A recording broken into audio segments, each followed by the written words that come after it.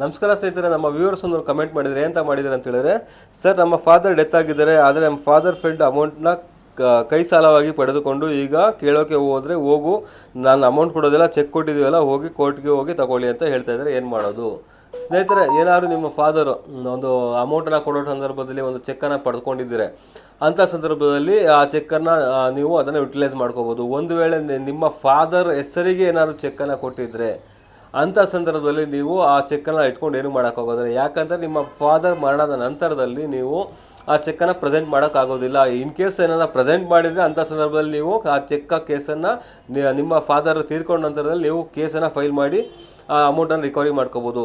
In case ನಿಮ್ಮ father ಸತ್ತ ನಂತರದಲ್ಲಿ ಏನಾದರೂ ಚೆಕ್ಕನ್ನು ಪ್ರೆಸೆಂಟ್ ಮಾಡ್ತೀವಿ ಅಂತ ಹೇಳಿದ್ರೆ ಖಂಡಿತವಾಗಲೂ ಆ ಚೆಕ್ಕನ್ನು ಪ್ರೆಸೆಂಟ್ ಮಾಡೋಕ್ಕಾಗೋದಿಲ್ಲ.